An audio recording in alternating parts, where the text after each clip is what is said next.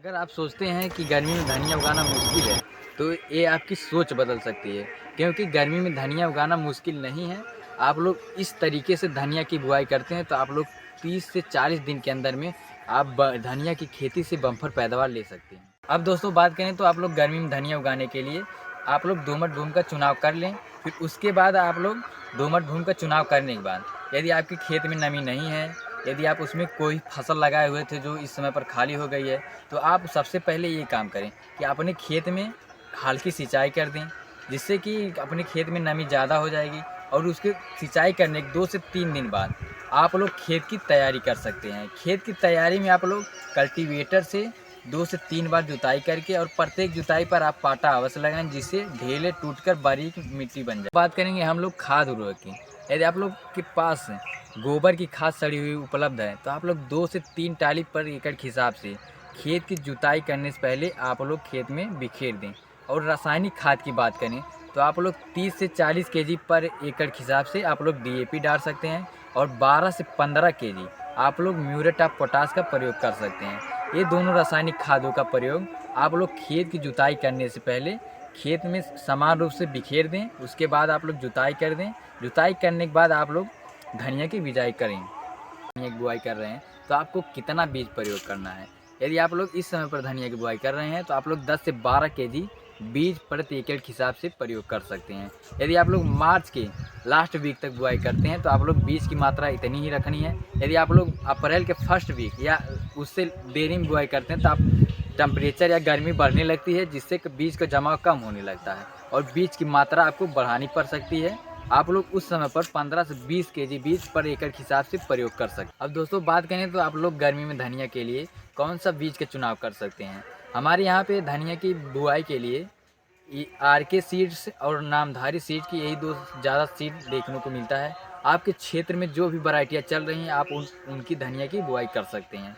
और आप लोग धनिया की बुआई जब भी करें, आप बीज को 2 भागों में तोड़कर बारीक कर लें, क्योंकि एक बीज के अंदर 2 बीज होता है। अगर इसको तोड़ देते हैं तो इसका जमाव ज़्यादा होगा। और धनिया की बुआई करने से पहले आप लोग धनिया के बीज का जो है 10 से 12 घंटा तक पानी में भिगो कर रखें। फिर पानी से निकालने के बाद 2 से 3 घंटा तक छाँव में रखकर हल्का सा सुखाएं और सूती कपड़े में बांध कर रखें। बुआई करने से पहले आप लोग बीज को उपचारित जरूर करें। यदि आप लोग बीज को बिना उपचारित किए ही बुआई कर देते हैं, तो आपको जर्मिनेशन कम देखने को मिल सकता है, क्योंकि जो फंगस होता है वो बीजों के जमाव को कम कर देता है। आप लोग धनिया के बीज को उपचारित करने के लिए कौन सी दवा का प्रयोग करेंगे। दोस्तों आप लोग कार्पेंडाजिम जो है 2 ग्राम प्रति केजी के हिसाब से आप लोग बीज को उपचारित कर सकते हैं, और उपचारित करने के बाद ही आप लोग इसकी बुआई करें। समय पर बुआई करने के लिए कौन सा बीज का प्रयोग करें। छिटकवा बीज से यदि आप लोग धनिया की बुआई कर रहे हैं, तो आप लोग बीज को छिटकने के बाद समान रूप से मिलाएं, जिससे कि बीज ज़्यादा ऊपर ना रहे और ज़्यादा गहराई में ना जाए, जिससे कि जर्मिनेशन कम देखने को मिलेगा। यदि आप लोग लाइन बीज से धनिया की बुआई कर रहे हैं, तो ये सबसे अच्छी बीज है। इसमें यदि आप लोग लाइन बीज से धनिया की बुआई करेंगे, तो इसमें जर्मिनेशन ज़्यादा देखने को मिलेगा। इसमें जो लाइन से लाइन की दूरी रखेंगे आप लोग 15 से 18 सेंटीमीटर, और पौध से पौध की दूरी 4 से 5 सेंटीमीटर आप लोग रख सकते हैं। और जो बीज की गहराई रखेंगे आप लोग 3 सेंटीमीटर रखेंगे। इस तरह से यदि आप लोग धनिया की बुआई करेंगे, तो आपका जर्मिनेशन बहुत ज़्यादा देखने को मिलेगा। धनिया की बुआई करने के बाद आप लोग अपने खेत में फसल अवशेष को यदि ऊपर बिछा देते हैं, तो आपके खेत में नमी संरक्षित हो जाएगी, जिससे नमी बनी रहेगी और आपकी धनिया का जर्मिनेशन जल्दी दिखने को मिलेगा। और धनिया के जमाव के बाद आप लोग फसल अवशेष को हटा दें। उसके बाद आप लोग मिनी स्प्रिंकलर से 3 से 4 दिन के अंतराल पे आप लोग अपनी आवश्यकता अनुसार सिंचाई कर सकते हैं। बात करेंगे हम धनिया में सिंचाई की। धनिया की बुआई करने के बाद यदि आपके खेत में नमी कम है, तो आप लोग मिनी स्प्रिंकलर से तुरंत सिंचाई कर सकते हैं। ध्यान रहे कि आप लोग सिंचाई जब भी करें, जर्मिनेशन से पहले खेत में पपड़ी ना बने सिंचाई करने के बाद। यदि आपकी धनिया की बुआई की हुए 15 से 20 दिन हो गया है और आपके खेत में धनिया के खरपतवार उग आए हैं, तो आप लोग उसमें निराई गुड़ाई कर सकते हैं। निराई गुड़ाई करने से इस समय पर बहुत फ़ायदा होगा कि आपके जो पौधे होंगे वो मोटे बनेंगे और स्वस्थ बनेंगे। तो बात करें कि आप लोग धनिया की कटाई अब कब करेंगे।